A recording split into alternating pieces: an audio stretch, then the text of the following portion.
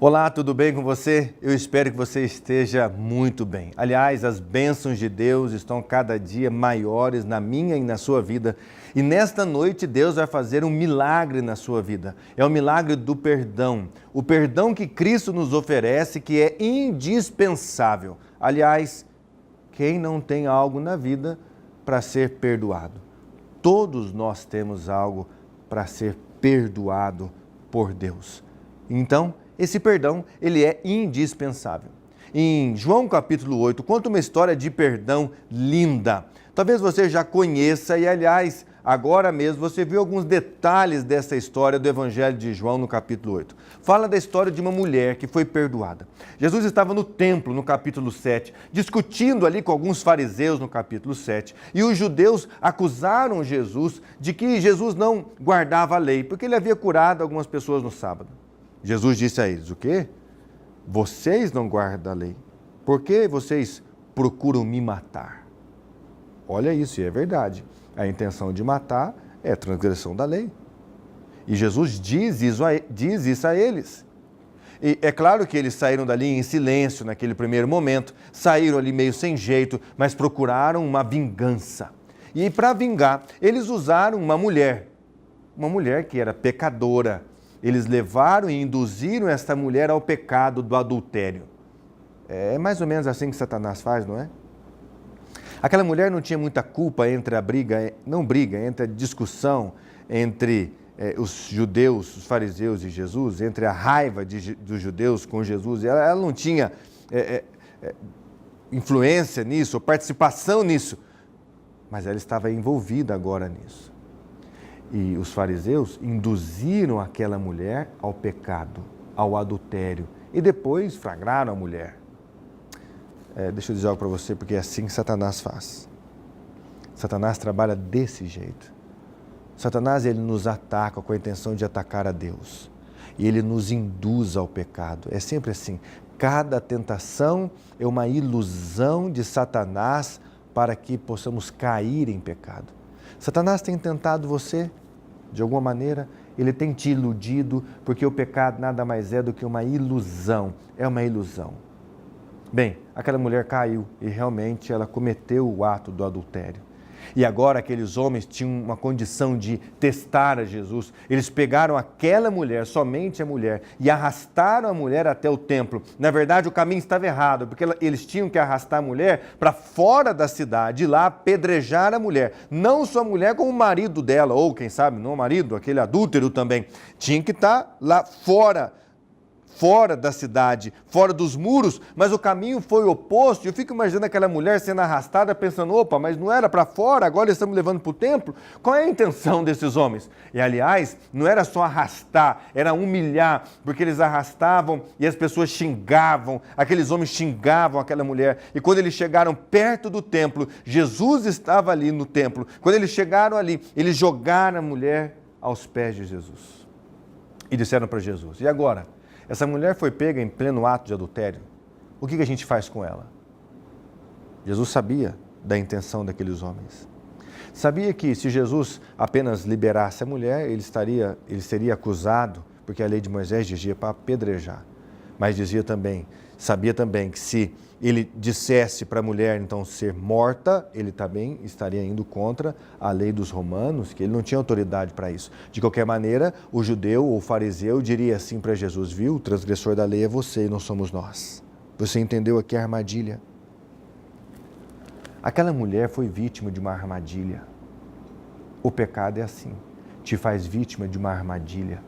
Satanás coloca a armadilha do adultério, Satanás coloca a armadilha da mentira, Satanás coloca a armadilha, quem sabe ali, do roubo, do engano, do ódio, da traição, da raiva, da discórdia, da facção, da divisão. Ele coloca armadilhas diante de nós, para que você e eu caiamos. Aquela mulher caiu em uma armadilha. E tudo que ela precisava naquele momento era de perdão. Quando eu olho a mulher, eu lembro que todos nós somos pecadores. A Bíblia diz que todos nós somos pecadores. Não há nenhum santo aqui entre nós. Ou seja, eu sou pecador, você é pecador. E se somos pecadores, carecemos do perdão de Deus. Nessa noite, Jesus quer oferecer o perdão a você. E que perdão é esse? A Bíblia diz então que todos pecaram. A Bíblia diz também que todos nós carecemos do perdão de Deus. A Bíblia também diz que devemos confessar os nossos pecados para receber o perdão. Ou seja, devemos ir até Deus e confessar a Ele. Existe algo que você precisa contar para Deus? Existe algo que você precisa falar para Deus, então? Eu quero chamar a sua atenção. Algo que você precisa confessar a Ele? Existe alguma coisa aí? A Bíblia diz em Romanos que felizes são aqueles que confessam o pecado e que recebem o perdão. É isso mesmo. Tem você o desejo de ser feliz, de receber, então, o perdão de Cristo hoje? Qual é o pecado que você ainda não confessou? Qual é o pecado que você ainda não deixou?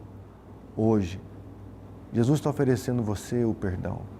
E a Bíblia diz que quando nós confessamos e deixamos e somos perdoados, ninguém levanta mais a sua ficha.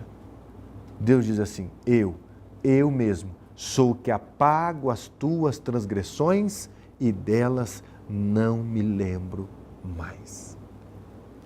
Eu quero convidar você a se aproximar de Jesus de tal maneira nessa noite para que você receba o perdão, que os seus pecados sejam então apagados. Como, pastor, pode ser isso? A Bíblia diz: arrependei-vos, lá em Atos, arrependei-vos cada um de vós, para que então sejais perdoados. Eu quero convidar você a se arrepender do seu pecado. Qual foi o seu pecado? A sua falha? Quais foram as suas falhas contra Deus ou contra o próximo que você precisa hoje arrepender e pedir perdão? E tem certas coisas que a gente não gosta nem de arrepender, porque nós, na verdade, gostamos foi do pecado. É preciso chegar a Deus e dizer assim: Senhor, coloque o arrependimento no meu coração. E Cristo vai atuar na sua vida assim. Bem, voltando para a história daquela mulher.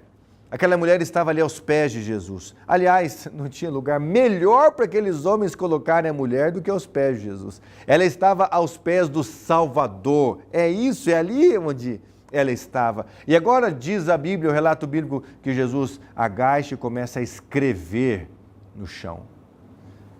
Não é dito o que ele escreveu, mas certamente foi escrito ali as falhas deles. Certamente foi escrito ali pecados. E por que não? Agora eu imagino, por que talvez não foi escrito ali: vocês são culpados, vocês montaram a armadilha, vocês colocaram a mulher nessa situação. Eu quero só dizer algo para você de maneira especial. Sabe o que é?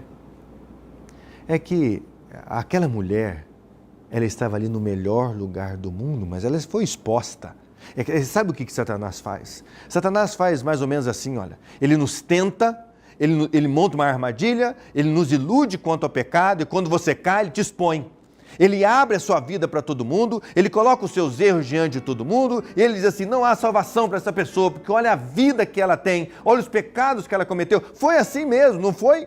Quando Jesus foi ressuscitar a Moisés, quem estava ali? O diabo, acusando, dizendo assim para ele: não tem salvação, não tem perdão para ele. Olha só o que Satanás faz. E talvez hoje, neste momento, Satanás está, além de ter tentado você, ele está acusando você. Mas a Bíblia diz assim, Romanos, não.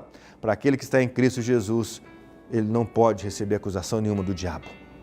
O diabo não pode acusar você se você estiver em Cristo Jesus. Você está entendendo isso? Não há quem te acuse, não há quem te condene se você estiver em Cristo Jesus. Por isso estou chamando você nesta noite para estar em Cristo Jesus. Aquela mulher estava em Cristo naquele momento, aos pés de Cristo. E então Jesus diz: quem não tem pecado aqui, que joga a primeira pedra. E eu fico imaginando aquela mulher ali, quem sabe agachada aos pés de Jesus, e imaginando ou tentando sentir a primeira pedra chegando. Mas cadê a pedra? Não tinha pedra.